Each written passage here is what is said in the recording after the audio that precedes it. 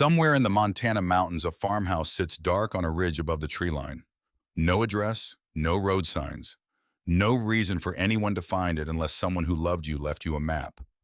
Every window sealed with steel. The front door reinforced like a vault. Security cameras blinking red in the cold dark. Inside, a woman stands in a basement lit only by surveillance monitors. In her hands, a letter. Behind her, footsteps on the stairs. Slow, patient, one at a time. Her hand moves toward a red switch under clear plastic. The label reads, Emergency Lockdown. Outside in a locked car, a 6-year-old girl waits alone. She was told not to honk the horn. She hasn't. Not yet. The apartment was quiet. Not peaceful quiet. Not restful. Not the quiet that settles after a long, good day and invites you to sleep. The other kind. The quiet that fills a space after something breaks, after papers get signed, after a judge rules on the matter of a savings account and a house and a life assembled over 10 years and then disassembled in 11 months of legal proceedings. After everything, Maren Ashby sat on the hardwood floor of a living room that no longer looked like hers, because it wasn't. Not for much longer. The eviction notice on the kitchen counter said 14 days. She had not thrown it away. She kept thinking she should, and then she kept not doing it. 14 days. She was 34 years old. She had exactly 14 days and absolutely no plan for what came after them. The boxes were everywhere, against the walls, across the floor, half-packed, half-decided. The evidence of a life being sorted into what was hers and what wasn't and what didn't fit into either category because it belonged to a version of her life that had stopped existing. From the back bedroom, the sound of Wren breathing, soft, slow, steady. 6 years old, asleep on a deflated air mattress with a stuffed rabbit pressed against her cheek. The rabbit's name was Gerald. Wren had named him after a neighbor in their old building, which was the kind of thing a 6-year-old does, and which Maren had never been able to explain to anyone satisfactorily. Wren didn't know about the 14 days. She knew things were different. She knew there was more cereal than usual and fewer groceries, and that her father wasn't coming to get her on Fridays anymore. But she didn't know about the bank account, or the court settlement, or the notice on the counter. Maren intended to keep it that way for as long as she possibly could. She pulled the plastic storage tote closer. Last box. She'd been putting this one off for weeks. She'd packed her own clothes first. Packed Wren's things before that, actually. Little sweaters, craft supplies. The drawing Wren made of the two of them standing in a garden that didn't exist yet. She'd packed everything that was hers. Everything except this. Because this one was her father's. Silas Ashby had died 6 months ago. Stroke. Sudden. The doctor who called at 7 in the morning on a Tuesday had been very kind and also very direct, and Maren had sat on the bathroom floor afterward for a long time, not knowing what to do with her hands. He had been 62 years old. He had worked the same sheet metal factory job for 35 years. He wore the same 3 flannel shirts in rotation until the elbows went through. He drank black coffee from the same chip mug every morning and ate lunch from a paper bag every working day and called her every Sunday at exactly 6 o'clock in the evening. Every week, without fail, for her entire adult life. She hadn't told him things were falling apart with Garrett. She'd meant to. She kept almost telling him.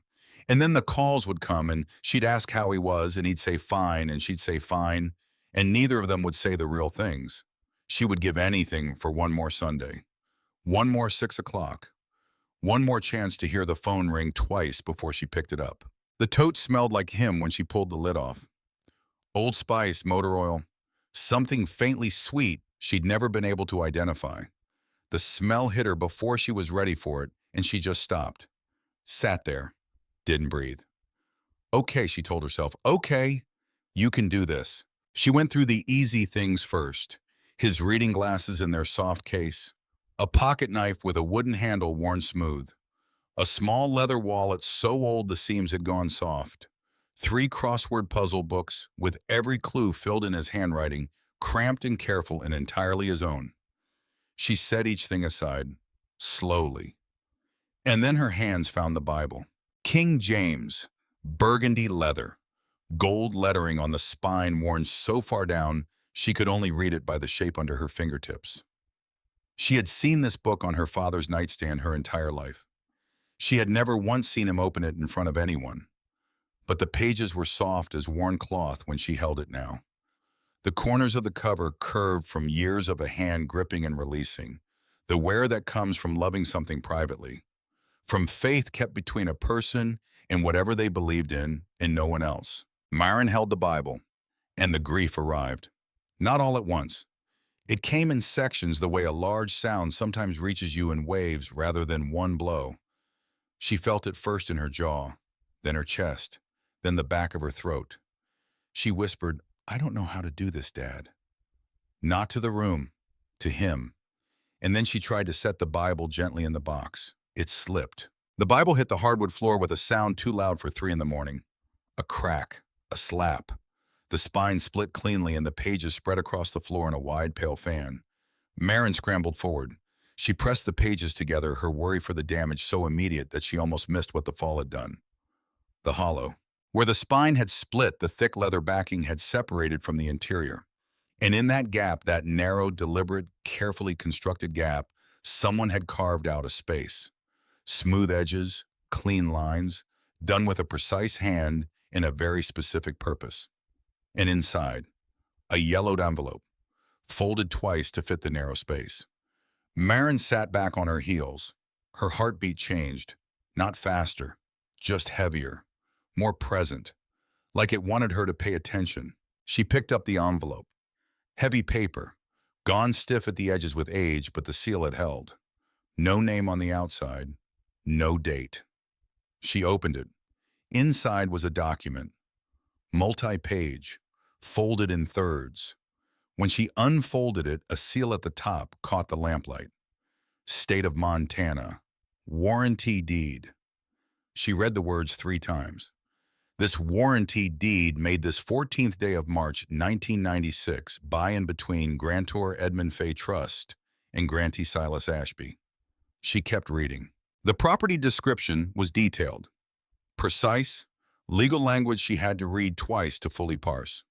47 acres of mixed timber and pasture land in Harker County, Montana. 1 residential farmhouse, 2 outbuildings, complete mineral rights. The property was identified by its local name, Clearwater Ridge. Marin sat very still.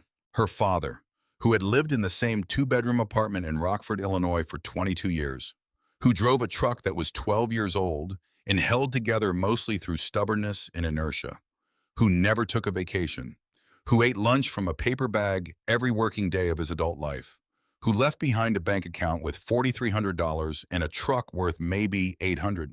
This man had owned 47 acres in Montana for 28 years and had never said a single word about it. Her hands were shaking. She noticed, told them to stop. They didn't. She turned to the last page. Attached by a paperclip, rust-stained from decades of contact with the paper, was a tax certificate.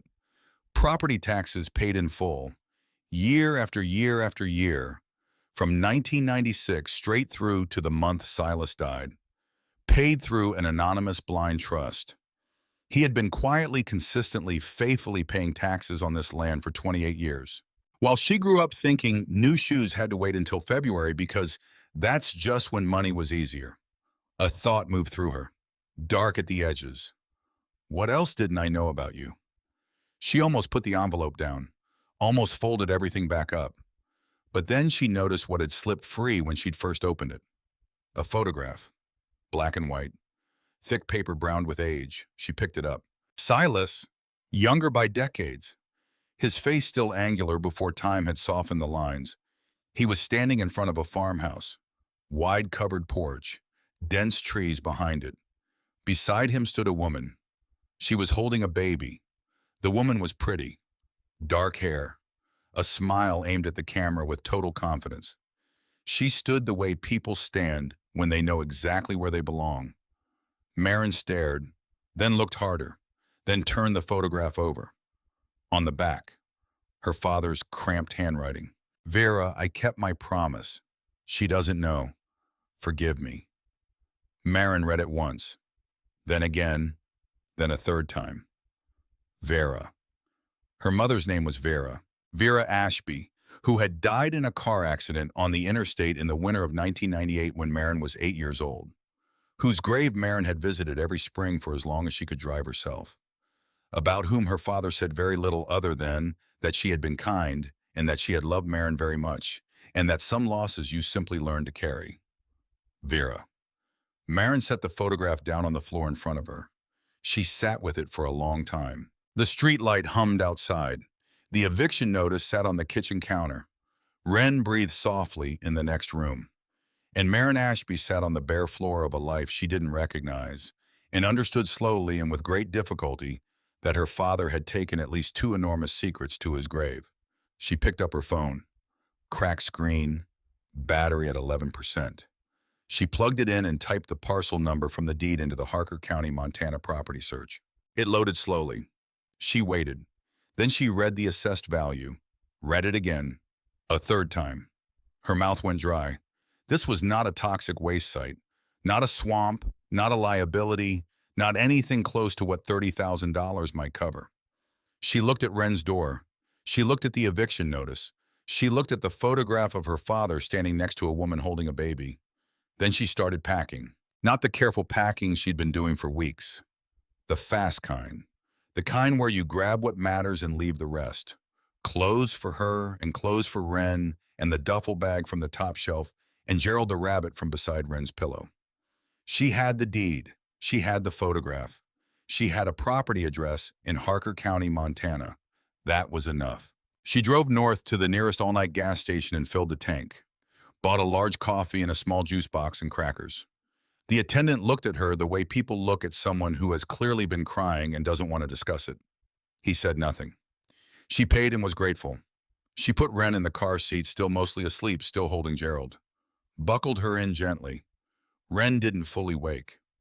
"Rabbit's here," Maren told her, just in case. Wren made a small, satisfied sound and went back under. Maren drove north out of Rockford before the sun came up. "Where are we going?" Wren asked, surfacing briefly somewhere around Beloit. "Montana." "Is that far?" "Very." A long pause. "Is the rabbit allowed to come?" "Obviously." Wren seemed to accept this as complete information. She put her head against the window and was asleep again before they reached the state line. Maren drove. She did not turn on the radio. She needed to think. She needed silence. She got neither silence nor order. Her mind kept cycling back through it. The deed, the taxes, the photograph, the name on the back of it in her father's handwriting. Forgive me. For what? For the land, for the secret. For 28 years of silence on a Sunday call that was supposed to be about how they were both fine or for something she hadn't found yet. She drove through Illinois, into Wisconsin. The landscape flattened and then flattened more into the long, hypnotic stretch of highway where the sky goes ahead of you for longer than seems possible. She stopped twice for gas, once for crackers for Wren, once more for coffee she didn't taste. Wren was a good traveler. She ate her crackers and asked questions in bursts. Why is the sky that color? What state is this? Does Montana have mountains like the ones in movies? And then went quiet for long stretches, watching the passing world with the focused attention of a child taking careful inventory. By the time they crossed into South Dakota, the light was going golden. Wren was asleep again. The land had opened into something vast and slightly solemn. Not flat anymore. Rolling. Prairie running to every horizon with occasional tree lines and farmsteads set back from the road like deliberate punctuation. Maren drove. She thought about her father's handwriting on the back of that photograph. I kept my promise. What promise? To whom? And who was Vera Ashby in that photograph, a woman who was supposed to be dead? A woman Maren had grieved for over 20 years. A woman her father had addressed directly on the back of a photograph he had hidden in a Bible he had carried for 35 years, as though she might one day read it. The Badlands appeared without warning as the sun dropped in earnest. Columns of banded rock in eroded ridges in colors that had no business being that vivid in fading light. Wren woke up for this part and pressed her face to the glass without saying a word for a full 10 minutes.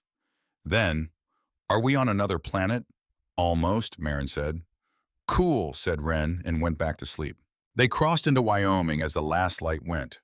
Marin pulled off at a truck stop and called ahead to a motel in Miles City, Montana, the largest town within a reasonable distance. She booked one room, 2 beds, cash rate. She drove another 2.5 hours into the wind and the enormous Montana dark before the exit appeared. The motel was small and clean. The woman at the desk had the cheerful efficiency of someone who has checked in tired travelers for decades and feels no need to comment on the state they arrive in. Marin got Wren into the room. Shoes off, under the covers. Wren murmured something about Gerald, and Marin tucked the rabbit in beside her and sat on the edge of the other bed in the quiet. She should sleep. She knew she should sleep. She took out the deed instead and read it again in the bedside lamplight. Read the tax certificate. Read the property description. 47 acres. Farmhouse. 2 outbuildings. Complete mineral rights. She read her father's inscription on the back of the photograph one more time. Then she turned off the light and lay in the dark of a Miles City, Montana motel room with her daughter breathing steadily beside her, and thought about a man who had paid taxes on a piece of land for 28 years without telling anyone he owned it. Sleep came eventually, thin and unreliable, gone before she was ready for morning. But morning came anyway. Wren was already awake and philosophical about the vending machine options by the time Marin had showered and checked out. They ate crackers and peanut butter crackers, respectively. Wren found a piece of wrapped taffy in the bottom of the duffel bag from Halloween surplus and ate it with great seriousness at 7 in the morning. "We should go," Marin said. "Where are we going again?" "Still Montana." "We're already in Montana." "More Montana." Wren considered this. "Okay," she said. They drove west. The landscape changed again, softer than the night before's first impression. Rolling hills going gold and brown in the December light. River valleys cutting through the terrain. And then the mountains began. Tentatively at first blue shapes on the horizon that could have been clouds. Then closer. Darker. Definitively mountains, their peaks pale against the sky. Marin had grown up in Rockford, Illinois. She had spent her adult life in one city. She was not prepared for the specific quality of Montana distance, the way things could be clearly visible and still an hour away, the way the scale of everything refused to behave the way scale was supposed to. They crossed into Harker County just after noon. The highway narrowed. Dense ponderosa pine pressed close to the road edges in a way that felt proprietary, like the trees had been here long before the road and were simply tolerating its presence. They reached the town of Harker just after 2 in the afternoon. Small, specific, one main street that meant it. A hardware store, a diner with a neon sign, a real estate office with bleached pale listings in the window, a post office in what looked like a converted house, an American flag snapping in the cold wind outside a 2-story red brick building at the end of the block. The county clerk's office. Marin parked, looked at Wren. "I need you to come inside. Be good." Wren looked up from Gerald. "I'm always good." "You're usually good." Wren considered. "Yeah, okay, that's fair." She took her hand and they went inside. The office smelled of old paper and carpet cleaner and something faintly floral, a small air freshener on top of a filing cabinet. 2 desks, an American flag in the corner, a fern doing reasonably well on the filing cabinet. A woman behind the front desk who looked up when they came in. Constance Keene, 58, maybe 60, silver hair pulled back with precise neatness, reading glasses on a beaded chain around her neck, a cardigan the color of pale oatmeal. She had a face that belonged to women who had listened carefully for a long time. Not passive, not patient in a waiting sense, something more active, practiced, the face of a person who takes in more than she shows. She smiled when she saw them. "Good afternoon. What can I do for you?" Marin stepped to the counter. "I need to verify a property deed. My father passed away recently. I found this in his belongings." She slid the deed across. Constance picked it up, put on her glasses, started to read, and Marin watched. She watched because 10 years of living with someone who performed honesty had made her very good at reading the space between what people showed and what they felt. Constance's face stayed even, professional. Her eyes moved down the page. And then they reached the name, Silas Ashby. Constance Keene's right hand, the one resting casually on the counter beside the deed, tightened. Just slightly, just once. The knuckles whitened for a fraction of a second, and then relaxed, just as quickly. A door opened a crack and was deliberately shut. Marin said nothing about this. Your father owned this property. Apparently, Marin said. I didn't know until last night. I see. Constance nodded. Set the deed down. Let me pull up the county records. She turned to her computer, her back to Marin now, and Marin watched her reach very casually, very briefly for her desk phone. Pick it up, then set it back down without dialing. Just a hand resting on a phone. Just a second. Except Marin saw it. The door behind her opened. She heard it before she turned, the sound of expensive shoes on linoleum. Deliberate. Unhurried. The walk of someone who has never needed to move quickly because the world consistently arranged itself to wait. She turned, tall, mid to late 60s, preserved by money the way money can preserve. Silver hair combed straight back.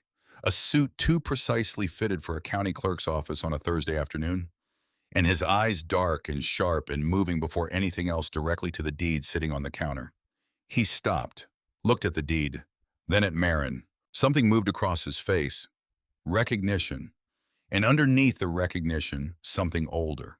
Something that had been waiting for a very long time and was not entirely pleased the wait was over. Then the smile arrived. Smooth. Practiced to reflex. Well, he extended a hand. You must be Silas's daughter. I'm Sterling Voss. I served as your father's attorney here in Harker for a number of years. Deeply sorry for your loss. His hand was cold. Marin shook it anyway. You knew my father. Briefly, correspondence mostly, regarding the property. He glanced at the deed. Just a glance, like it barely registered. It's a shame about Clearwater Ridge, he said with the gravity of a man delivering news he has nothing to do with. Your father had plans for that land once. Retirement, I believe. But the property has serious environmental issues. It sits on a contaminated water table. Old dumping from previous owners. The county has been monitoring the situation for years. He shook his head. Honestly, it's more liability than anything else. Marin looked at the tax certificate resting on the counter. The one that described 47 acres of mixed timber and pasture land. Not a contaminated water table. Timber. Pasture land. 2 outbuildings. She said nothing about the discrepancy. I'd like to help you out, Voss said. He reached into his jacket, withdrew a checkbook, and set it on the counter with the precision of someone placing a final card. I represent a development firm that's been looking at this parcel for remediation. We're prepared to offer $30,000, certified check, today. You sign the deed over and walk away free and clear. $30,000. The number hung in the air between them. And the part of her that had driven 2 days on bad coffee with an eviction notice in her back pocket heard $30,000 and felt something loosen in her chest. Something she hadn't felt in months. Like a breath. Enough for an apartment deposit. Enough for a lawyer. Enough to start somewhere. But her father had paid taxes on this land for 28 years. A man who packed his own lunch every day for 35 years. Who called every Sunday at 6 o'clock. That man had quietly, faithfully paid taxes on 47 Montana acres for nearly 3 decades. Not by accident, not out of inertia, because it mattered enough to protect. Marin picked up the deed. She turned to the last pages. The appendix section she'd been too exhausted to read carefully at 3 in the morning. A secondary document clipped behind the tax records. Old paper. 1996. Legal firm letterhead. A formal offer to purchase the property at Clearwater Ridge on behalf of a corporation. Viridian Land Corporation. Offer made. Counteroffer declined. Purchase refused by the trustee. At the bottom, the signature of Viridian Land Corporation's legal representative, Sterling Voss. Marin read the name, then looked up. He was watching her face, and she could see in the precise moment their eyes met that he knew she'd found it. The recognition, the calculation, the barely perceptible tightening of his jaw before everything went smooth again. She had about 4 seconds before he adjusted. She used them. She folded the deed, put it in her purse, took Ren's hand. "Thank you for the offer," she said. "I'm going to go see the property first." Voss's smile didn't waver. His eyes went cold. "Miss Ashby?" Quiet, measured. "The roads out there are genuinely difficult, especially in this weather. With a child." A pause. "I'd strongly advise you to think carefully before making decisions you might regret." Marin looked at him. "It's my land," she said. "I'll manage." She walked out. She made it to the car before her hands started shaking. She gripped the steering wheel, breathed. "Mommy," Ren's voice from the back seat. "That man's eyes were weird." Marin looked in the rearview mirror. "They were," she agreed, "like a fish. Exactly like a fish. Cold ones, dead ones. Ren." "Yeah, you're very observant." Ren hugged Gerald. "I know." Marin started the car. The road to Clearwater Ridge took 40 minutes past the last gas station. County road to gravel. Gravel to 2 dirt ruts cutting through dense ponderosa pine. GPS lost signal around mile 7. Marin navigated by the hand-drawn map her father had attached to the deed. His careful lines, his labeled landmarks. The creek fork. Turn left. The tall boulder shaped like a thumb. Follow the ridge north. She drove slowly. Branches brushed the car roof. Ren pressed her face to the glass. "It's like a fairy tale forest," Ren said. The kind where things happen." "What kind of things?" Ren thought seriously for a moment. "Important things," she decided. The dirt road ended at a gate. Wrought iron, old. Decorative work across the top, the craft of a time when people put effort into things meant to be permanent. The posts sunk in concrete that had long since settled and cracked. The iron itself rusted brown. Ivy threaded through the bars and patient curtains. But the chain wrapped through the gate was new. The padlock securing it, brand new, not a mark on it. Someone had been here recently. Marin got out of the car. She stood at the gate and looked at the padlock and then at the road beyond it, curving away through the trees and disappearing. She went to the trunk, found the tire iron under the spare. The chain gave on the third swing. She pushed the gate open. The hinges screamed long and rusty, a sound that bounced off the surrounding trees and sent birds scattering from the canopy.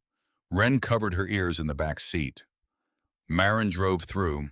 Beyond the gate, the road was different, smoother, maintained from this side even while the exterior gate had been allowed to rust.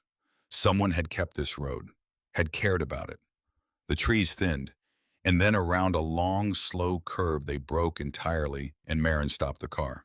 In front of her was not a toxic site, not a swamp, not a liability, a farmhouse. Victorian style, white clapboard gone soft and gray with weather, but the bones were extraordinary. Wide covered porch wrapping 3 sides, steeply pitched roofline, gabled windows on the second floor, a stone chimney running up the left side like a spine. The house sat on a rise overlooking the full sweep of the property. Open pasture rolling down and away to dense timber. At the far edge, maybe a quarter-mile out, a creek caught the late afternoon light and sent it back silver. Beautiful. Built to last, not decorative, made with intention and maintained with purpose. And then she noticed the rest of it. Every ground floor window was covered from the inside. Metal sheeting. She could see the seams from the driveway. The front door wasn't original wood. The Victorian trim and the corbels and the pilasters were still there. But the door itself had been replaced with steel, industrial grade. The kind you'd see on a building that couldn't afford to be broken into. Security cameras, 8 that she could count, mounted under the eaves at careful angles. Every one of them had a small red light blinking in the early dusk. Live feeds. Someone was watching this property right now. "Mommy," Ren's voice went quiet. "Is this our house?" Marin turned off the engine. "I think it might be." She looked at Ren. "Stay here, lock the door the second I get out. Don't open it for anyone except me." "What if there's an emergency?" "Honk 3 times, don't stop until I come back." Something settled in Ren's small face.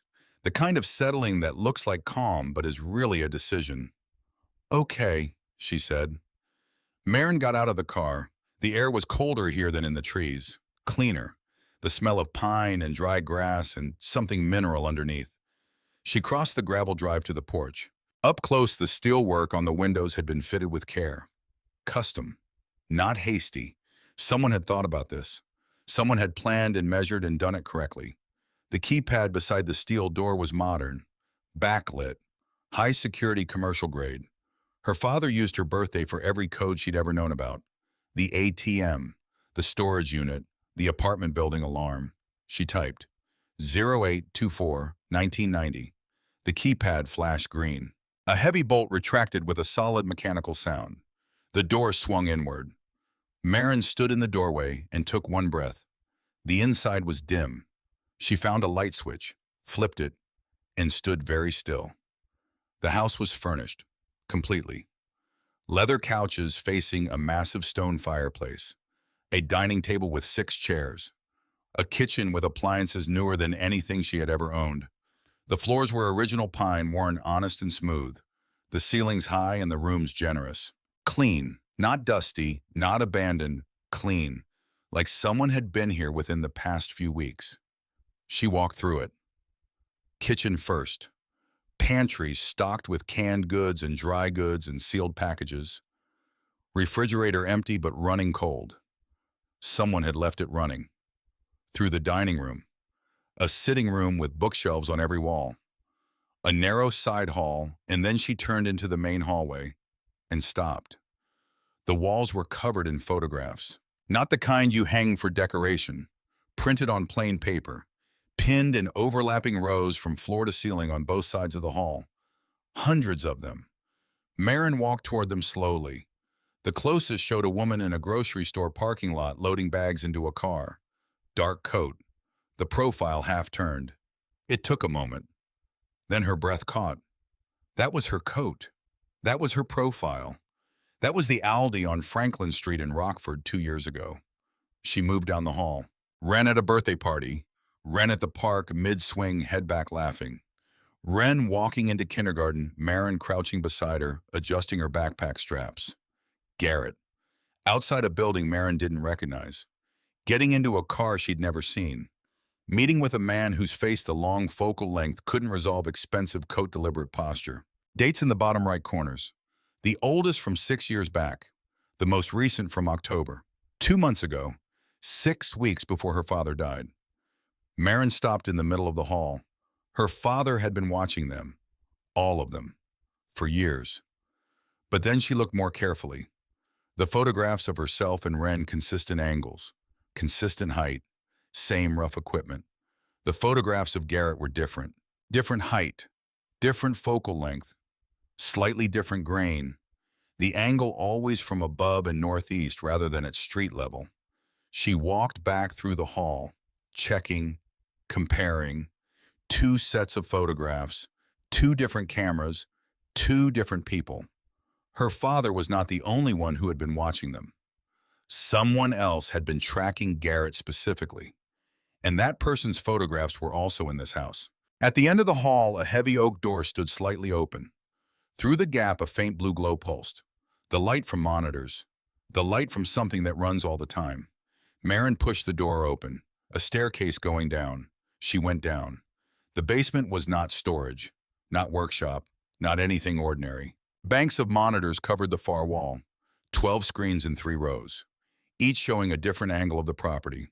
The driveway, the gate, the pasture, the tree line. Live feeds, all of them active. A server rack in one corner humming. A locked filing cabinet beside it. A metal shelving unit lined with binders labeled in her father's handwriting. Dates, company names, numbers, and in the center of the room, a metal desk, and on the desk, an open briefcase. Marin approached it slowly. The briefcase was filled with cash, banded stacks of $100 bills arranged with the precision of a man who did everything precisely. More money than she could quickly estimate, and resting on top of the money, an envelope, her name on the front, her father's handwriting, the same cramped, careful script she had known her entire life. She picked it up with both hands, started to open it, and the front door upstairs opened. The sound moved through the house the way a sound does when it comes through reinforced steel. Heavy, absolute, impossible to ignore. Then footsteps, slow, deliberate, moving across the living room floor above her head.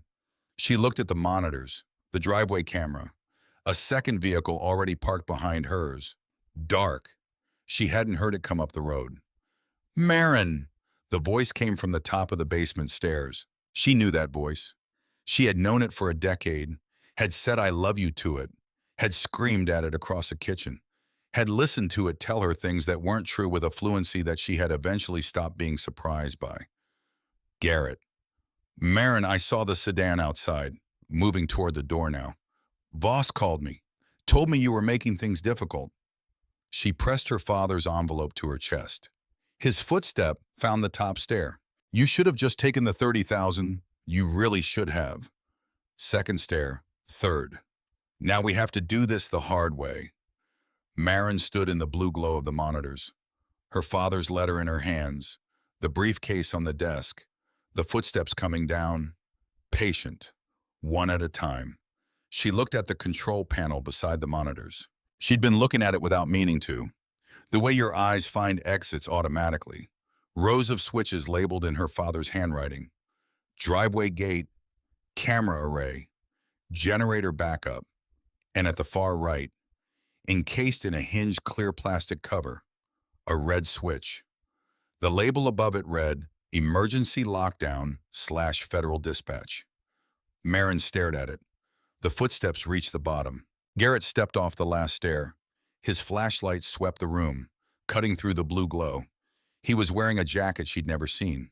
His hair different. Everything about him slightly adjusted like a man who had been performing a version of himself elsewhere. The flashlight found the briefcase, found the money. A laugh came out of him, low, soft, the laugh of a man who has found exactly what he came to find. Well, he said, old Silas really was sitting on something. He moved toward the desk, and Marin's hand came down on the red switch. The plastic cover snapped back.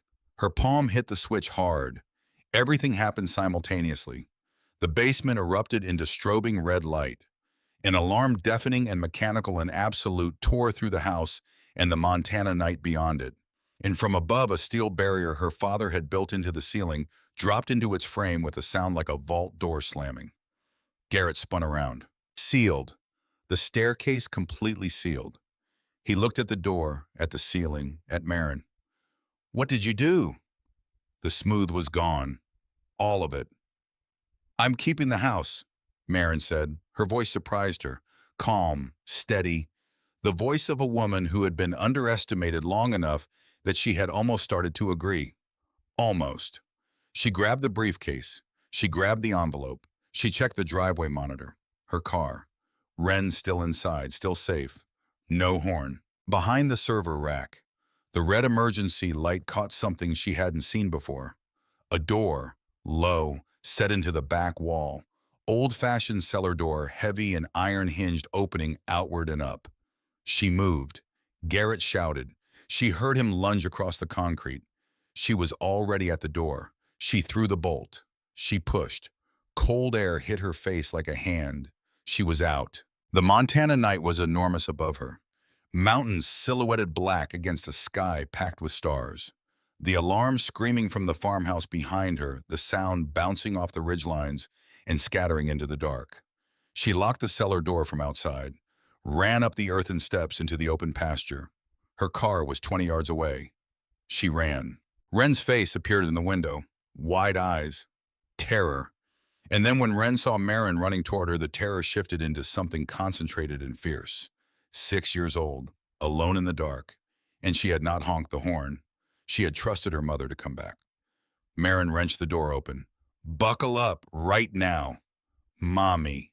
Right now, Wren. She threw the briefcase onto the passenger seat, got behind the wheel. The engine caught, and she had never loved a sound more in her life. She reversed hard, tires throwing dirt and gravel. The gate, if she could reach the gate. She was 10 seconds from it when the headlights appeared. 2 sets, high intensity, cutting through the tree line from the road beyond. Then the vehicles themselves. Matte black SUVs moving fast, sliding through the gate before she could reach it, fanning out across the driveway in a practice formation designed to leave her nowhere to go. She stopped the car. Four men getting out of the SUVs. Tactical gear, professional. The kind you hire when you want certainty, and then behind them, Sterling Voss.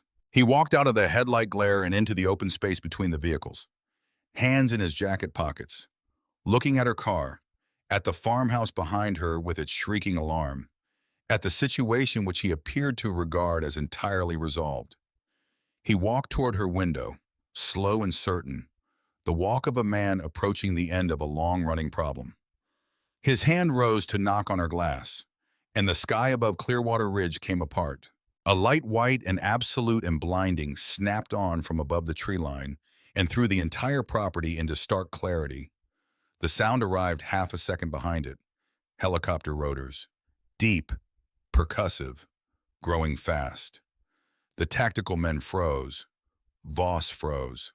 The helicopter came in low over the eastern ridge and dropped into a hover above the pasture. The rotor wash hit like a pressure wave. The pasture grass went flat. Gravel scattered across the driveway. The spotlight from above pinned Voss and his men in a circle of brilliant white. On the side of the helicopter, in bold white letters, FBI. In the rotor noise and the alarm and the light, Wren's voice somehow reached her. Small, clear, completely calm.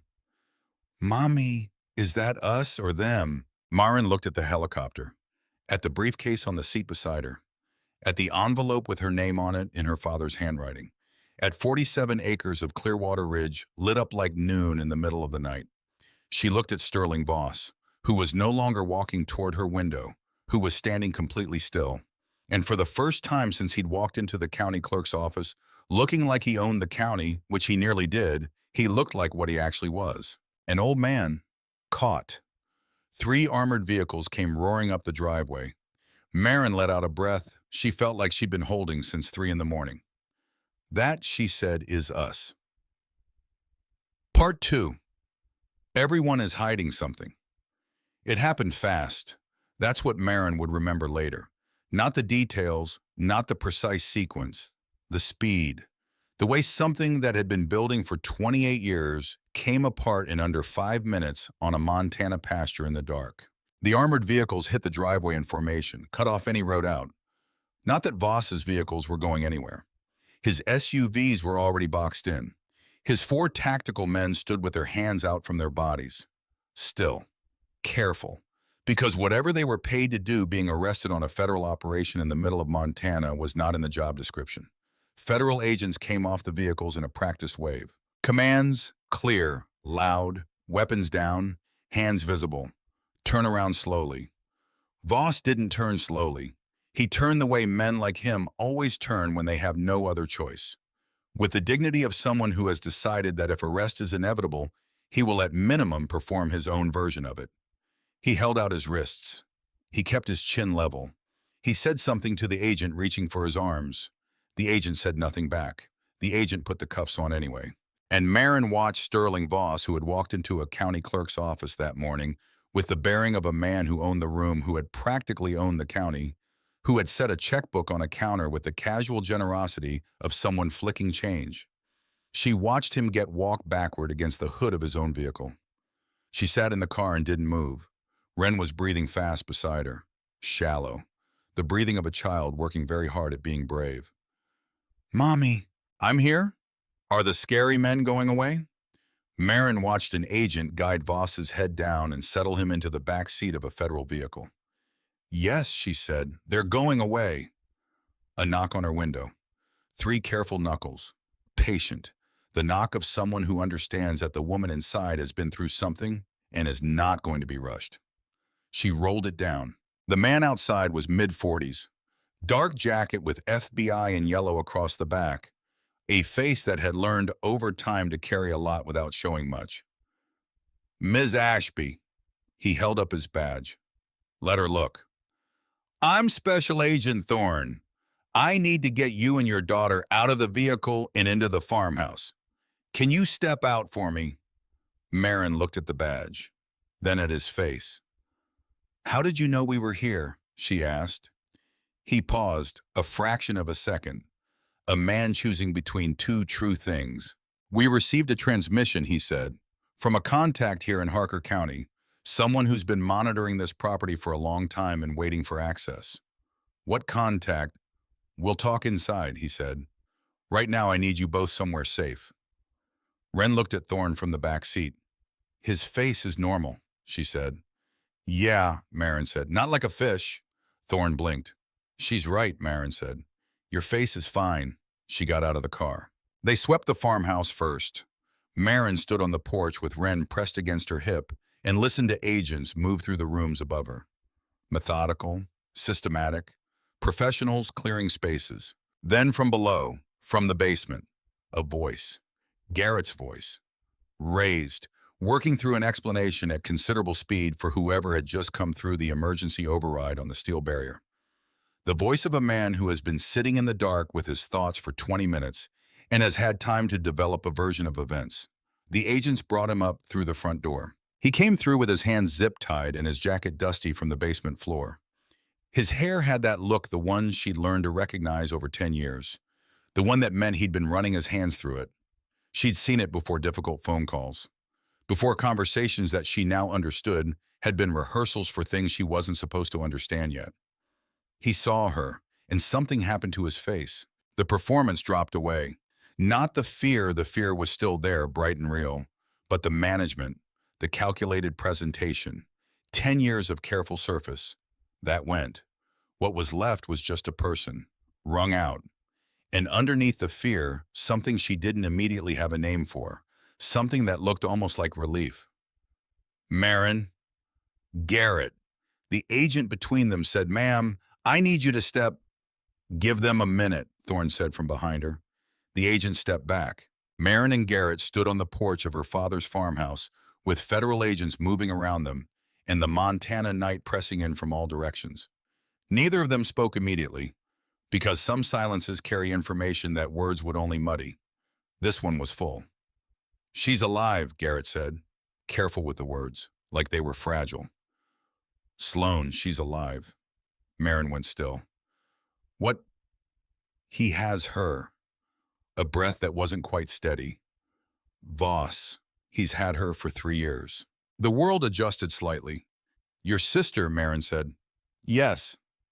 "Sloan, 29 years old, graphic designer, Denver.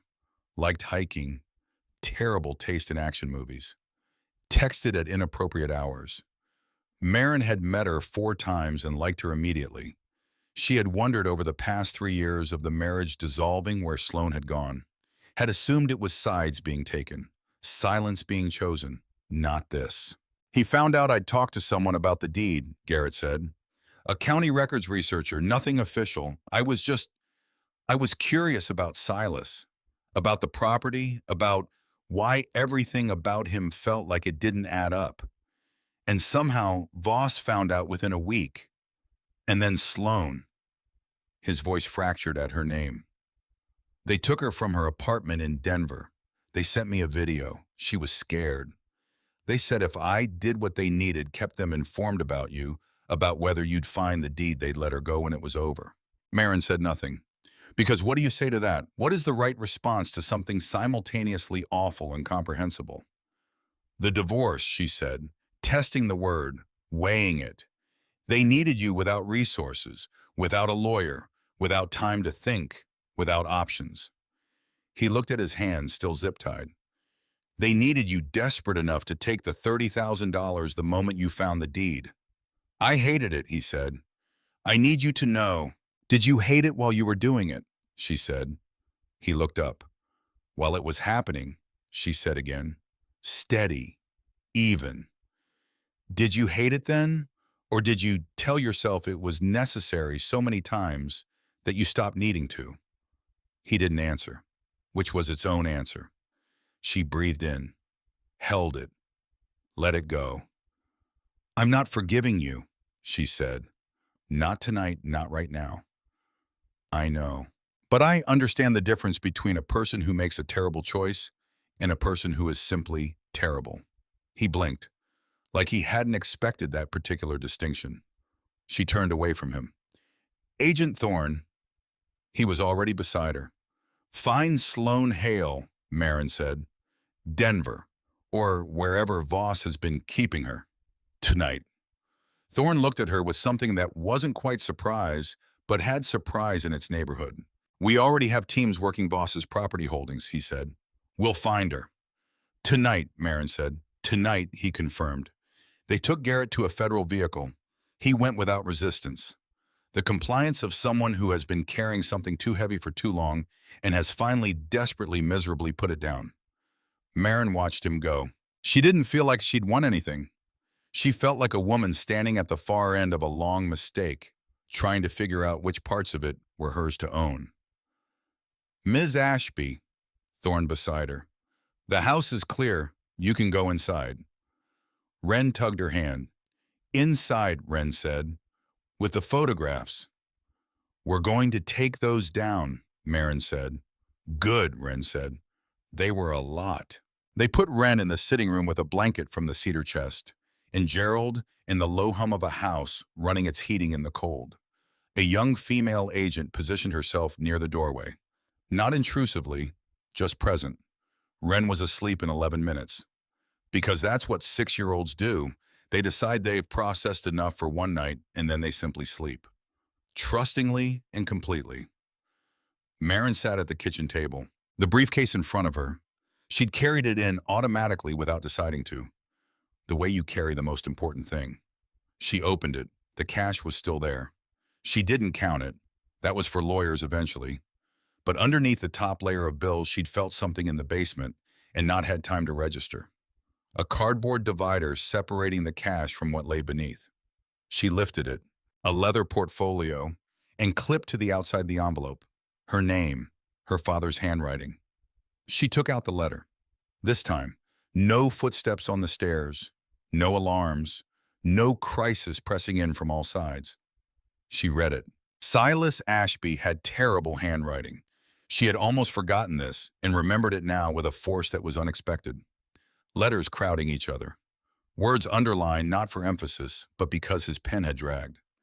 Paragraphs that ran long and then stopped short like a man who started talking before he knew where he was going and then figured it out mid-sentence. It began the way letters written by people who don't expect to survive something often begin. If you're reading this, you already know the hard part. She kept reading. The man she found in those pages. She didn't recognize him at first. Not because it wasn't her father. Because it was a version of her father that had been running parallel to the version she knew for 30 years. Alongside the flannel shirts and the black coffee and the Sunday calls and the crossword puzzles, a whole other life, like a river with two channels that look like one from the air. Silas Ashby, forensic accountant, civilian contractor for a joint federal task force, FBI and EPA assembled quietly in the early 1990s to investigate a pattern of environmental crimes in rural western counties being disguised as economic development. The pattern had a name, Sterling Voss. It had started with the water. Harker County sat on a geological shelf, dense shale, underlying limestone that created natural aquifers scattered across the foothills. Deep, clean, consistent. The water table that entire communities depended on. Wells, farms, livestock, the infrastructure you stop noticing until it fails. Voss had identified something else in that same geological formation. Lithium deposits, significant ones, running in long veins beneath the limestone shelf, beneath the aquifers. To extract lithium from that formation, you destroy the aquifer above it. You can do this legally. Permits, environmental review, restrictions, compensation frameworks. Or you can do it quietly, on land you don't own. By contaminating the surrounding aquifers first slowly, incrementally, the kind of contamination that takes years to appear in testing and gets attributed to old pipes and agricultural runoff and natural variation so that property values fall, so that farms fail, so that people sell at whatever price you're offering. Voss had been doing exactly this for 30 years. And the money to run the operation, to pay for the chemicals, the people, the shell corporations, the county officials, the lawyers, the silence. It had come from the pension funds. Blue-collar workers in 3 counties. Metal workers, loggers, construction crews, people who had put in 30 years and expected retirement to mean something, whose union pension funds Voss had been managing through holding companies so layered and opaque that it took Silas Ashby 18 months just to follow the money far enough to see the shape of what was underneath. The shape of it was this: real people, with real names, who had worked real decades, whose retirement savings had been quietly redirected into the machinery of an environmental crime that was simultaneously destroying the groundwater their families drank. Silas had started working the case in 1993. His specialty was following money through layered corporate structures, finding the pattern in the noise. He found it. By 1995, he had enough to present to the task force. And then they needed a witness. Not just documentation, not just numbers. A person inside Voss's network. Someone who could testify to what they had seen and heard and been asked to do. And the person they found was Vera. Marin put the letter flat on the table, both palms pressing it down, like the words might shift if she didn't hold them still. Her mother, Vera Ashby, who had died in a car accident on the interstate in the winter of 1998 when Marin was 8 years old, whose grave was in a Rockford cemetery that Marin had visited every spring for as long as she could drive herself, whose death her father had described gently carefully while holding her as quick and without suffering, as merciful as such things could be. That Vera had not died in a car accident on the interstate. Marin picked up the letter, kept reading. Her handwriting is still nothing like mine, Silas wrote. I always loved that about her. She was always clearer. She could see the shape of a thing faster than I could. She was the one who understood what Voss was doing with the pension accounts before I worked it out myself. She was the one who wanted to take it to the task force. She was braver than me. She always was. When they needed a witness, she said yes. I told her it was dangerous. She said she already knew. That was why she was saying yes. That's who she was. In 1997, she began cooperating. She testified. She recorded conversations. She documented what she'd witnessed from inside an accounting firm that handled 3 of Voss's holding companies. In early 1998, Voss found out.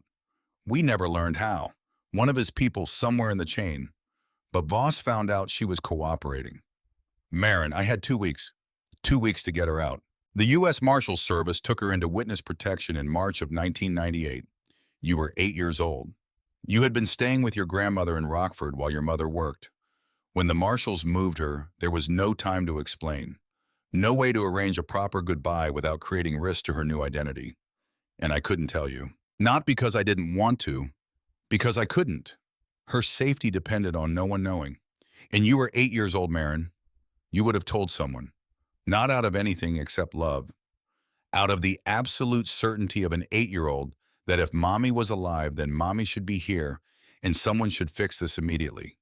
In telling you, telling anyone would have endangered her. So I told you she was gone. I have lived with that decision every day for 26 years. I kept the land. I bought it specifically to keep it from Voss, to stop the extraction, to protect the aquifer. I did it through the trust quietly so he couldn't find the owner. He could not legitimize the lithium operation without this property, and as long as he didn't know who held it, he couldn't move against us. But I could find you, Marin, and I watched, because watching over you was the only thing I had left that I was allowed to give either of you. Marin sat at the table for a long time after that. The house settled around her, finding its quiet again after the chaos the way a house does, like a person collecting themselves after something hard. Thorne had left an agent at the sitting room door and another at the front entrance. She could see his silhouette through the kitchen window, phone to his ear, voice too low to hear, doing the work that comes after. She wasn't crying. She kept expecting to, kept waiting for the wave to break properly. Instead, what arrived was something vast and shot through with contradictions. Grief and fury and love so dense, it had become something physical. Something that sat in the center of her chest and was made of loss and purpose simultaneously. Her father, who had paid what little he had carefully, precisely, consistently to maintain a 47-acre property in Montana that contained the most important secret of his life.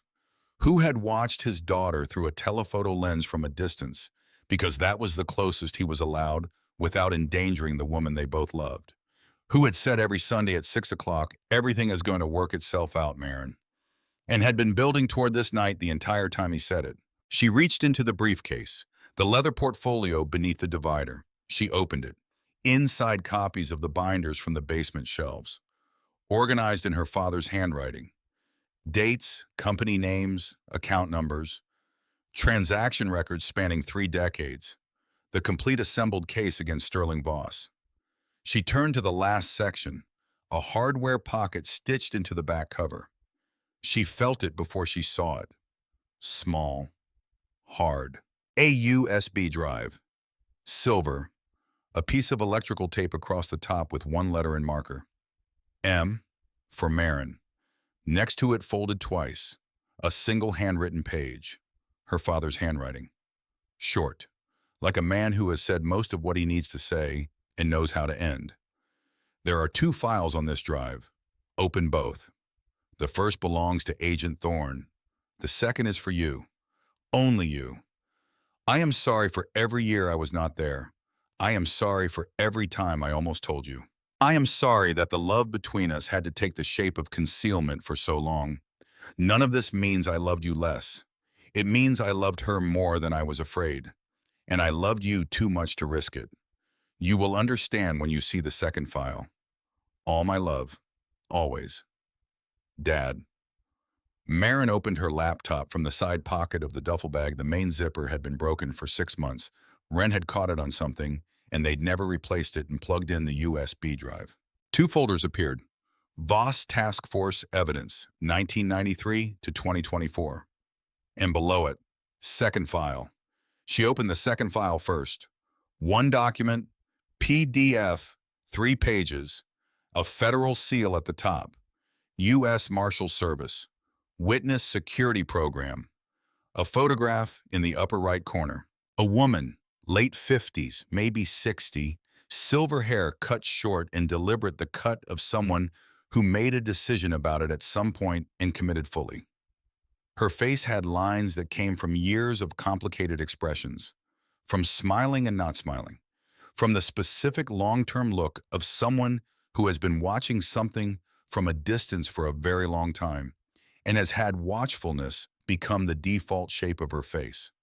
But the eyes were Marin's eyes. Same shape, same color, same direct way of looking at a thing without deflecting, without looking away. Exactly the way Marin was looking at this photograph right now. The name under the photograph was a protected alias, a name Marin didn't recognize, but in brackets per document protocol.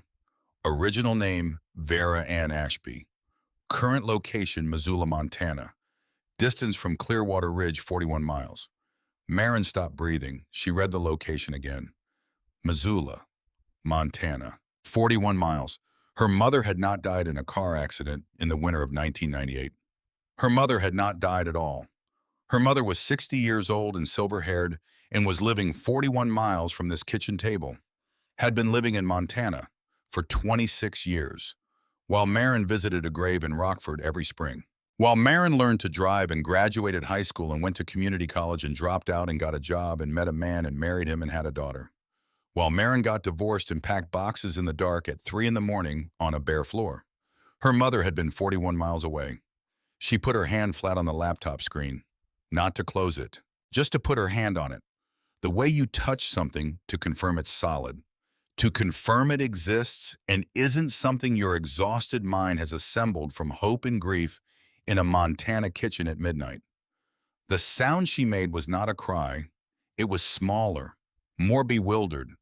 The sound of someone encountering something so far outside the expected frame that language hasn't caught up yet. Just this, her hand on the screen. Her mother's eyes looking back from a federal document. Small footsteps behind her. "Mommy!" She turned. Ren was in the doorway.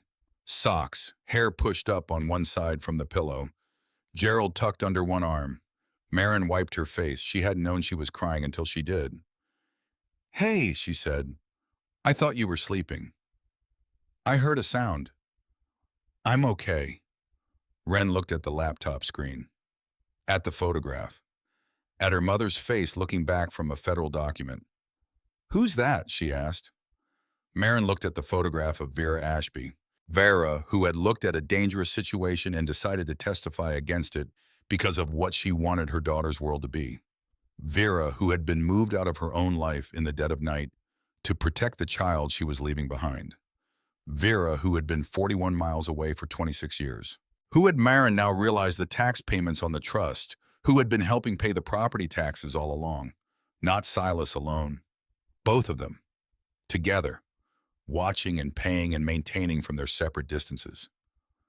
"Who is that?" Wren asked again. Marin looked at her daughter. 6 years old. Socks. Rabbit. Eyes that had missed absolutely nothing all day long. "That," Marin said, "is your grandmother." Wren studied the photograph with the serious attention she gave to things that actually mattered. "She has your eyes," Wren said. Marin's throat closed. "She does. She managed. Is she far?" Marin looked at the address. At the 41 miles between this kitchen table and whatever room her mother was sitting in right now. What Vera did in the evenings, whether she read, whether she sat by a window and looked out at the Montana dark, and thought sometimes about a daughter growing up in Rockford who had been told she was dead, whether she ever looked east toward these mountains. "No," Marin said. "She's not far." Wren yawned, a comprehensive yawn that reorganized her entire face. "Can we visit her?" Marin looked at the USB drive in her palm.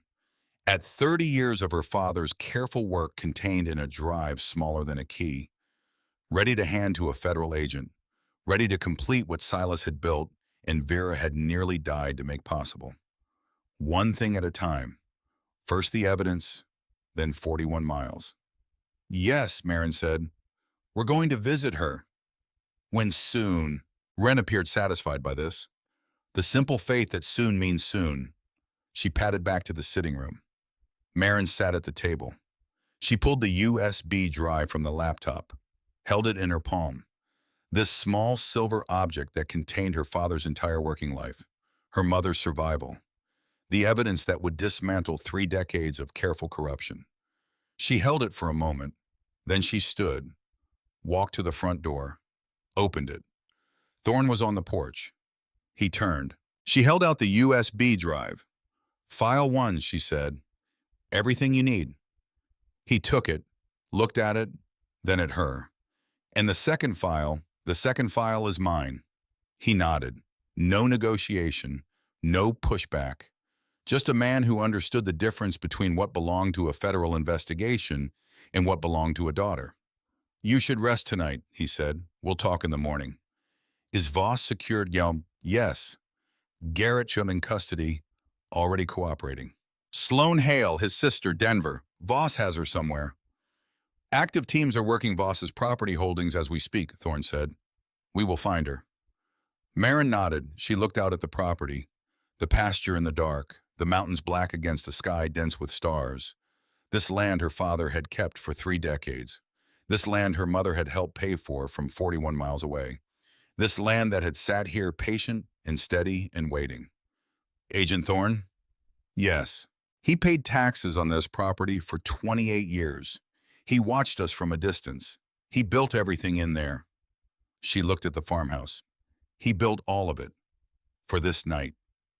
Thorne was quiet for a moment. "He was an exceptional man," he said. "The task force has been trying to close this case for a decade. The evidence he compiled." He looked at the USB drive. "It's thorough in a way that's almost obsessive. I was going to say devoted." Marin sat with that word. Devoted. What it looks like when love has no permitted direct expression. When it gets routed underground and comes out as precision. As documentation. As 47 acres of Montana pasture land with your daughter's birthday programmed into the front door. "He called me every Sunday," she said. 6 o'clock every week. "I know," Thorne said.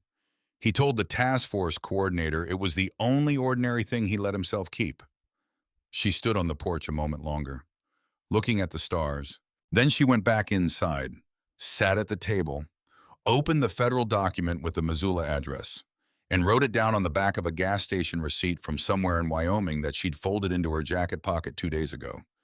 Because some things you need to write down by hand. You need to see them in your own handwriting before they become real. Vera Ann Ashby, still alive, 41 miles away. And for the first time since the Bible fell and the world opened up and everything she thought she knew shifted on its axis, Marin Ashby felt something that wasn't grief, that wasn't fury, that wasn't the bone-deep exhaustion of the past 48 hours. Something that pointed forward. That was all. Just forward. It was enough. Part 3, what love actually looks like. She didn't sleep. She tried.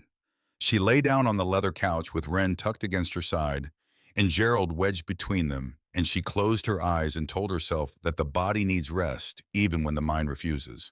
Her mind refused. So she lay still instead and listened.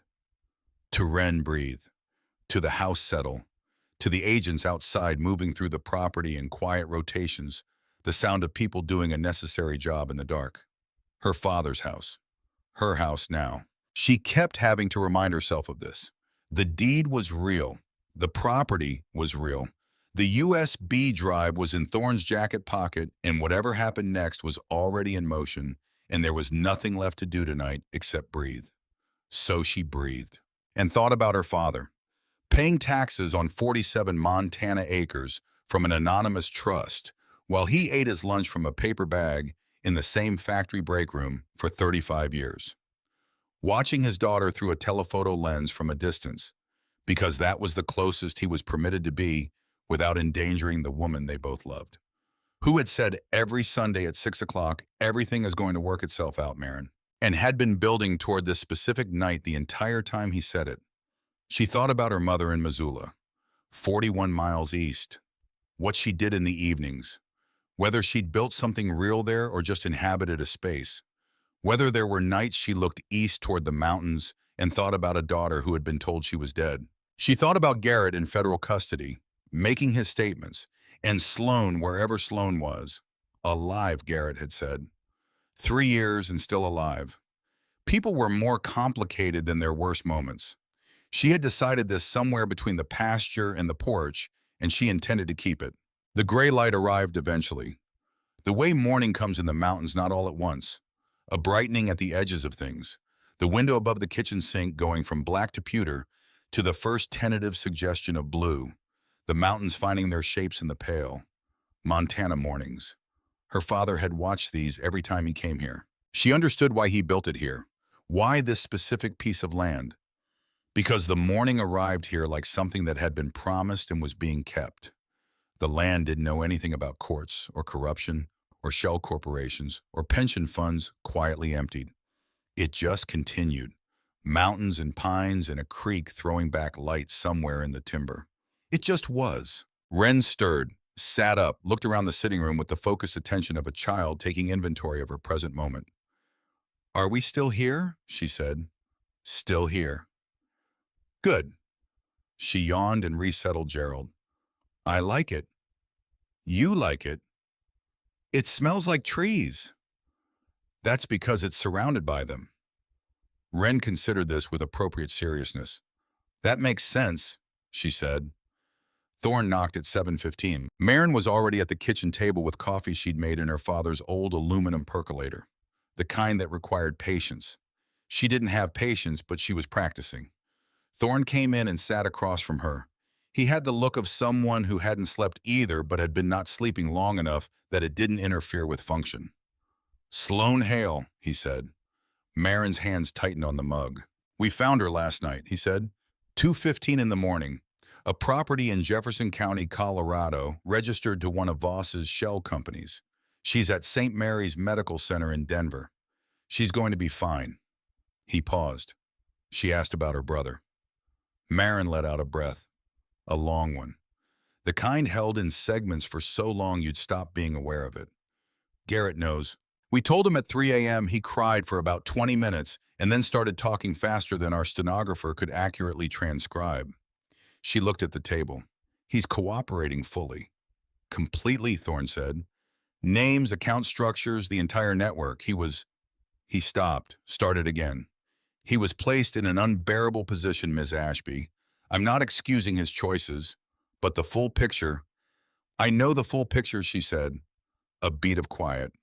Right, he said. She wrapped both hands around the mug. What happens now? Now we process. Voss was arraigned at 6 this morning in Missoula. He went through the charges carefully. Environmental crimes, fraudulent disposal of hazardous materials, racketeering, wire fraud, pension fund embezzlement, conspiracy to commit fraud. He stopped. She looked at him because he'd stopped mid-list and was looking at the table with the expression of someone who has rehearsed a particular sentence and still hasn't found the right way to deliver it. And she said, and murder in the first degree. The kitchen went very quiet. My father, she said, not a question. We've had the toxicology results since November, Thorne said, sealed by the task force pending the arrest. We didn't want Voss to know we were looking. The compound used doesn't appear in standard autopsy screens. It requires specific testing. We requested it because your father had documented his own risk assessment in materials he left with the task force coordinator. Marin stared at the table. He knew, she said. He knew what they were going to try. He'd been aware of elevated personal risk for approximately 6 months before his death. He accelerated his documentation, updated the property instructions, updated the trust. Thorne paused. He told the task force coordinator he needed 4 more weeks to finish organizing everything for... He stopped. For me, Marin said. For you. She sat with that. 4 more weeks. He didn't get them. But he got close enough that the Bible held the deed, that the deed held the appendix, that the appendix led to Clearwater Ridge, and the front door opened with her birthday, and the basement had a briefcase with a letter on top of it, and a USB drive with 2 files, one for the FBI, one for her. He got close enough. There's one more thing, Thorne said. He reached into his jacket, drew out a plain white envelope, unsealed, her name on the front in handwriting she didn't recognize. This was delivered to the county clerk's office yesterday morning, he said, before you arrived. Marin looked at it. Constance Keene held it for you. Constance, the woman with the silver hair and the beaded glasses chain, who had reached for her desk phone and put it back down, who had looked out the window and then looked back. She's your contact, Marin said. She transmitted the evidence when I walked in yesterday. She's been in Harker County for 15 years, Thorne said. She came in as part of the original operation. Your father arranged it. He needed someone in the county records office, someone who could monitor any title activity, any property transaction, anything that moved through official channels related to Clearwater Ridge.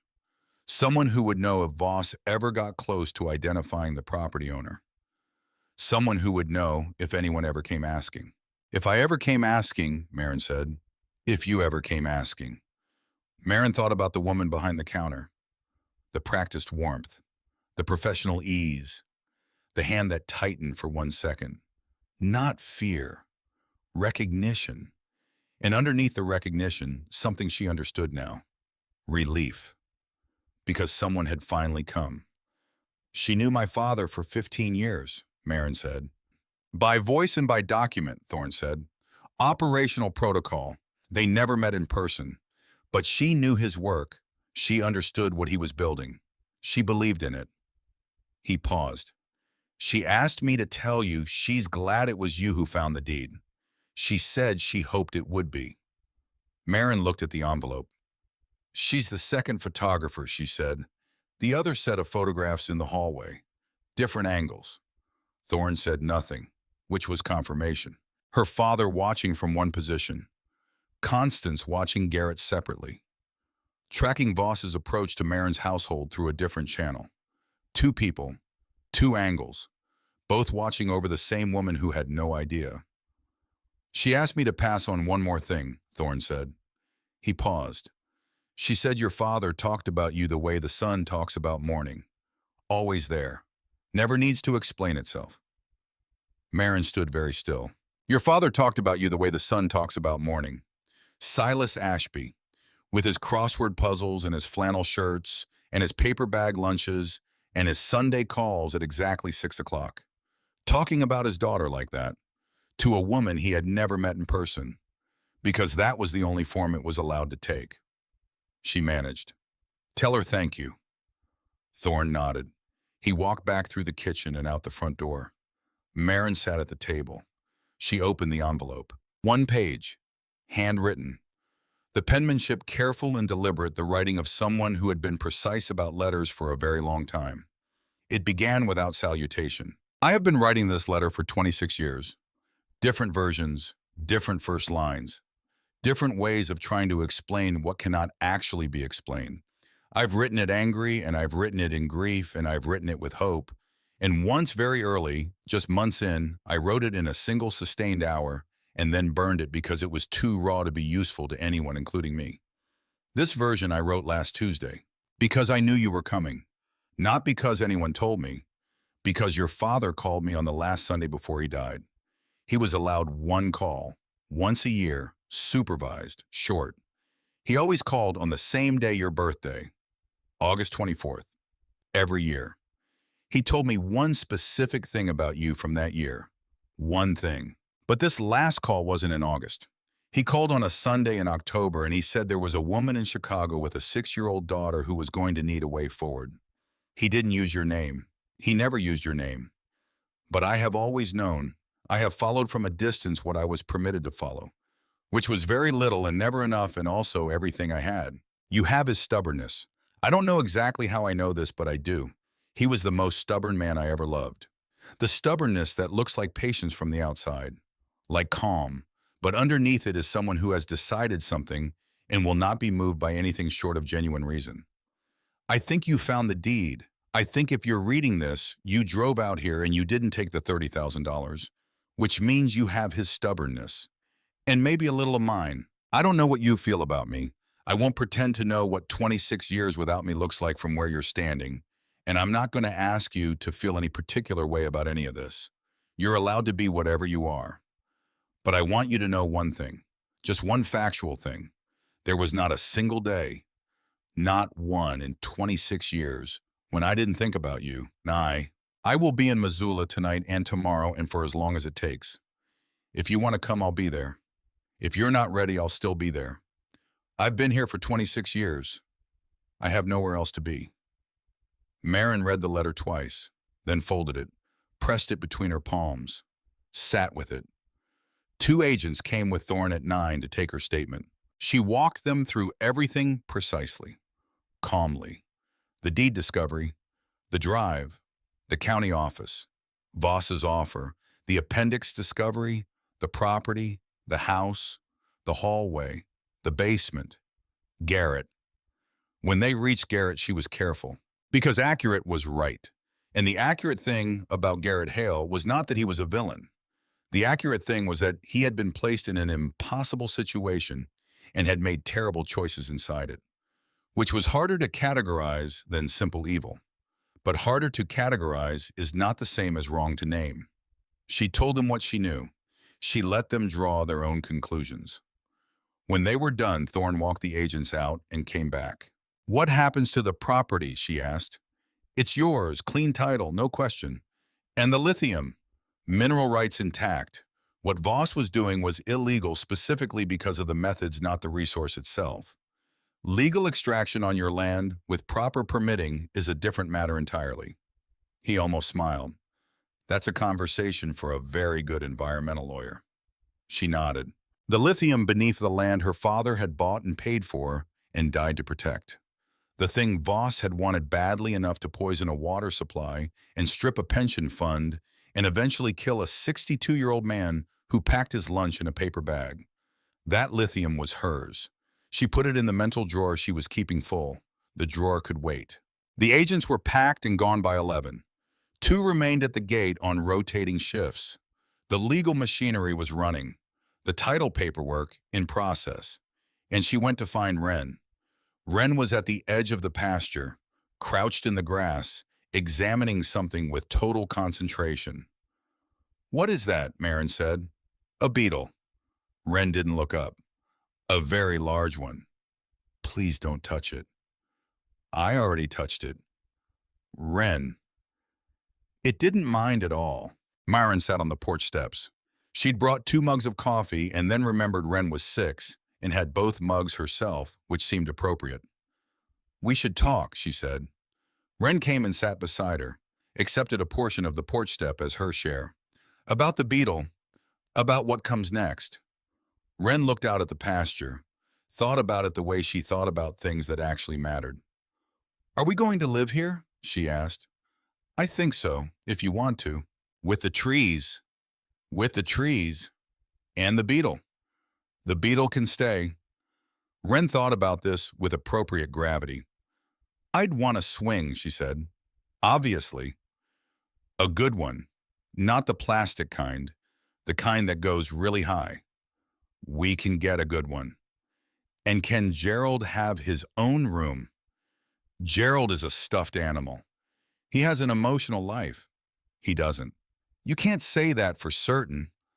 Marin looked at her daughter. This person, 6 years old, who had ridden 14 hours in a car seat with minimal explanation, who had been left alone in a locked car in an unfamiliar dark place and had not honked the horn because she trusted her mother to come back, who had woken up to a federal operation in the pasture and processed this by going back to sleep, who had looked at a photograph of a stranger with her mother's eyes and immediately asked if she was far, who was without question the best thing Marin had ever done. "We're going somewhere this afternoon," Marin said. Wren looked at her. "Someone to meet." "The grandmother," Wren said. Not a question. Filing a connection the way she filed everything. "Yes." "The one with your eyes." "Yes." Wren nodded and went back to watching the pasture. A bird was doing something in the tree line. She tracked it with the same attention she gave everything. "Is she nice?" Wren asked. Myron thought about a woman who had written 15 versions of a letter she wasn't allowed to send, who had lived 41 miles away for 26 years, who had helped pay taxes on a piece of land she couldn't visit to protect a daughter she couldn't contact. "I think Marin said she's the kind of nice that took a long time to reach." Wren considered this carefully. "Like when I found the beetle," she said. "Exactly like that." They left at 2 in the afternoon. Myron spent the morning in the house, going through it properly in daylight without crisis pressing in from every direction. The way you move through a space that belongs to you. The way you learn a place by being deliberate inside it. She took the photographs down from the hallway. Carefully. Every one. Laid them out on the dining table in rough chronological order. Her life arranged by someone else's eye. Someone watching from a distance and keeping track of something precious. Not unkindly. Never unkindly. She kept a few. Wren in the park 2 summers ago. Mid-swing. Head back. Laughing with her whole body. She kept one of herself standing in a parking lot looking up at the sky for a reason she could no longer recall. Just her face 3/4 angle. The light doing something particular to the side of her face. The rest she stacked and set aside. Not to display, to have. Evidence of the years. Evidence of the watching. Evidence that she had never been as alone as she believed. She changed into the one clean outfit in the duffel bag. Dark jeans, a gray sweater. Stood in front of the bathroom mirror for a moment. The mirror had a narrow, tarnished silver frame. The sink was original porcelain with separate hot and cold taps. Everything in this bathroom had been here a long time. The woman in the mirror looked like someone at the beginning of something. She wasn't sure she'd ever looked like that before. "Wren," she called. "Time to go." "1 minute. Now, please. The beetle will be here when we get back." A pause. "I told him that." "Good, let's go." The rabbit came around the porch door first. Then Wren's shoes on the wrong feet corrected in the driveway, while Wren held her arms out for balance like a small and determined tightrope walker. "Left is the one with the little mark," Marin said. "I know." "Then why?" "I was thinking about the beetle." They got in the car. Marin typed the Missoula address into her phone. Signal clear now. Roads open. 41 miles. She drove. The address led to a neighborhood east of downtown Missoula. Quiet streets, old trees, houses set back from the road with proper yards and gardens tended by people who had been in the same place long enough to care about perennials.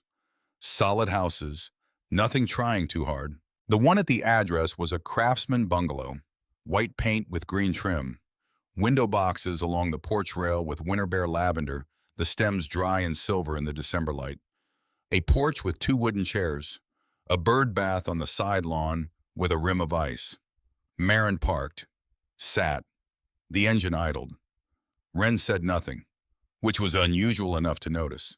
She just looked at the house with her hands folded on Gerald in her lap. Marin turned off the engine. She didn't move right away. I've been here for 26 years. I have nowhere else to be.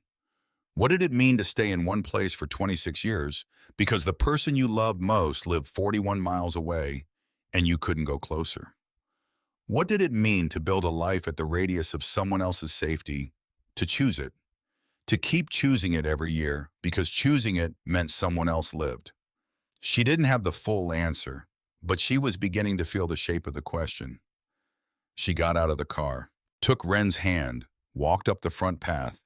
The porch boards were solid underfoot. The door was painted the same green as the trim, and there was a small wreath on it, pine branches, and a red bow, the kind made by someone who pays consistent attention to such things. Marin raised her hand to knock. The door opened before she could. The woman was smaller than the photograph. That was the first thing. The federal document gave you a face but no scale. In person, Vera Ashby was small, compact, not fragile. Nothing fragile about her, but physically contained in a way that contradicted the size of what she had done and survived. Silver hair, cut close and intentional. Green eyes, Marin's eyes. She was wearing a dark blue cardigan and holding the doorframe with both hands, as though she needed the doorframe, or had been standing at this door for some time before the knock and needed something solid to hold. They looked at each other. Neither spoke. Because what word goes first? After 26 years. After a grave visited in spring every year. After everything. What word goes first? Vera's mouth opened, closed. Her eyes were very bright. Marin thought, say something. You drove 41 miles. Say anything. The lavender's going to come back, Marin said. Vera blinked. What? Your window boxes. The lavender. It looks dead from the cold, but it's just dormant. If you cut it back about a third in April, it'll come in fuller. She stopped. She was standing on her mother's porch and had just said the word lavender. I'm sorry. I don't know why I said that. Something happened to Vera's face. Something enormous and complicated that arrived faster than she could manage it. She laughed. A real laugh. Surprised out of her. Involuntary. The kind that breaks the surface of things before you can decide whether to let it through. And Marin laughed too. Because it was absurd, all of it. The Bible, the deed, the basement, the helicopter, the federal arrest on a Montana pasture. And now she was standing on a porch in Missoula in December talking about lavender. They laughed on the porch, not long. Just enough to let something out. Just enough to break whatever had been about to become unbearable. And then Vera looked down. At Wren, who had been standing at Marin's side the entire time, holding Gerald, taking careful private inventory of everything the way she always did. Vera went completely still. Oh, she said, just that one syllable, loaded with 26 years, with everything that didn't fit into language, with all of it at once. Wren looked up at her, and then Wren did something Marin had not anticipated, could not have predicted, and would think about for the rest of her life. She stepped forward. Not dramatically, not fast, just stepped forward. Let go of Marin's hand. Walked up to Vera and held out the rabbit. You can hold him, she said. He's good at helping. Vera looked at Gerald. She kneeled down, right there on the porch boards. Both knees.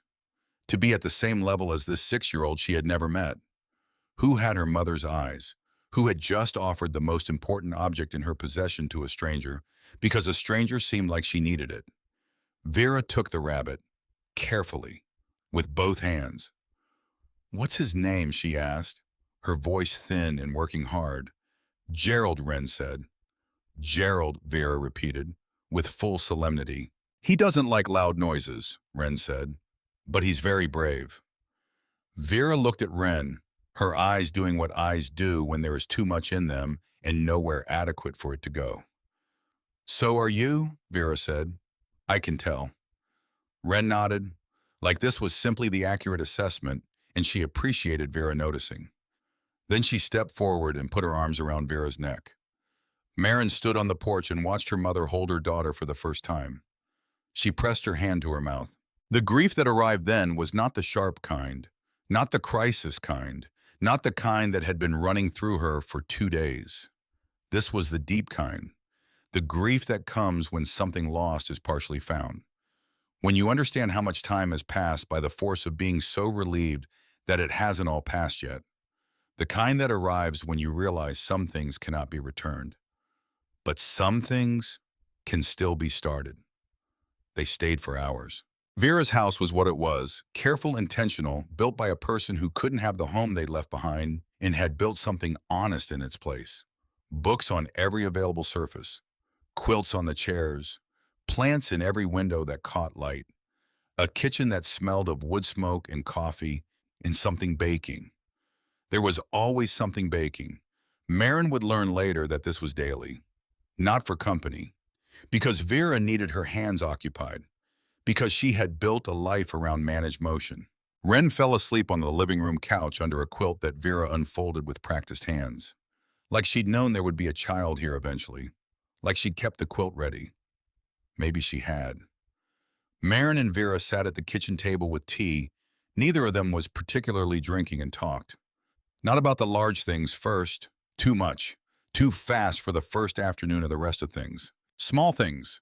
Montana winters. The difference between cold here and cold in Illinois. Whether the creek on the Clearwater property ran year-round or dried in August. What birds came to the birdbath in spring. And then, Silas. Not the case, not the 30 years, not the documents, just him. The way he made coffee, the crossword puzzles, the flannel shirts. "He called me too," Vera said. She was holding the mug in both hands. "Once a year, supervised, short, always on the same day." "August 24th, Marin said. Vera looked at her. "Your birthday," she said. "Every year. He told me you were well. He told me one specific thing from that year. One thing." Her jaw tightened briefly and released. "Last year he told me you'd learned to make his mother's pie crust. That you'd called him from the kitchen covered in flour, thrilled about pastry." Marin remembered that call. An October Sunday. She'd attempted the pie crust twice and failed, and then gotten it right on the third try and called her father at 6 o'clock, breathless and covered in flour, and inexplicably triumphant. He had laughed. She thought he was laughing at her. He wasn't. He was laughing because in the spring when he got his one permitted call, he was going to tell Vera about this. He was already looking forward to it. "He laughed," Marin said. "He told me the whole story." A small smile. Arriving and staying. I laughed too. They sat with that. The way certain silences hold things that sentences would only diminish. Then Vera looked up. "I need to say something," she said. "I've been trying to work out how to say it for 26 years, and I still don't have the right version. So I'm going to say it imperfectly and ask you to hear the intention behind it." Marin waited. "I didn't choose this over you," Vera said. "I chose to testify because of you, because I wanted the world you were growing up in to be different from what Voss was making it. I wanted the water clean. I wanted those pension funds intact. I wanted the people in those hills to have what they'd worked their entire lives for." She looked at her hands around the mug. "I thought it would be 2 years, 3 at the outside, and then it would be over and I would come back and explain everything, and you would be 11 and we'd still have time." Her voice frayed at the edges. "And then it kept not being over. And the years." "Go," Marin said. "Go," Vera said. The words sat between them, all the years folded inside it. "I'm not asking you to give them back," Marin said. "I know you can't. I'm not asking for that." "What are you asking for?" Marin looked at her mother, at the green eyes that were her green eyes, at the face that was her face with different lines in it, with the specific expression of someone who has been watching something from a distance for a very long time. Forward, Marin said. That's all, just forward from here. Vera looked at her for a long moment. That's not a small thing, she said. No, Marin agreed. It's enormous, but it's possible. Vera reached across the table, put her hand over Marin's. Didn't say anything else. She didn't need to. Some things are their own complete statement. Some things don't need another word. They sat there a while longer, the afternoon light moving across Vera's kitchen floor in long, slow stripes. Gerald on the living room couch, tucked under the arm of a sleeping 6-year-old. Coffee going cold in 2 mugs neither of them had touched in the last 20 minutes. Beginning. That was the only word for it. This was a beginning. They drove back to Clearwater Ridge as the light went. Wren transferred from the couch to the car seat without fully waking. Gerald tucked against her neck. The mountains ahead of them going from gold to deep purple to dark as they drove. The road clear, the car steady. Marin drove the familiar 41 miles in reverse. She thought about her father, about a man who had made 2 impossible choices and then spent 30 years making both of them hold. Who had done the work? Who had kept the promise? Who had watched his daughter from a distance because that was what the situation required, and he had not flinched from it even once? She thought about Constance Keene in the county office, waiting 15 years for the right moment, knowing exactly when to act. An ordinary woman behind an ordinary desk in an ordinary government building who had been anything but. She thought about Garrett in custody making his statements, and Sloan at St. Mary's in Denver asking about her brother. People were more complicated than their worst moments. The world was more complicated than it appeared, and the worst parts of it were sometimes exactly where the best parts were hiding, waiting to be found by someone stubborn enough to look. She turned onto the Clearwater Ridge Road, the trees closed in on both sides, headlights cutting through pine dark, and then the curve, the trees opening, the house on the hill, her house. She pulled in. The agent at the gate lifted a hand. She lifted hers back. She carried Wren inside. Up the stairs she hadn't been up yet. 3 bedrooms. She chose the southeast corner room, small with a window seat facing east where the morning light would come first. She laid Wren down, covered her carefully, tucked Gerald in beside her, stood in the doorway, just watching her daughter sleep, in a room that was hers, in a house that was theirs, in a life that was beginning to take a shape she recognized. She went back downstairs, made coffee, stood at the kitchen window with the mug in both hands looking out at the dark. Her father had stood at this window. She was certain of this.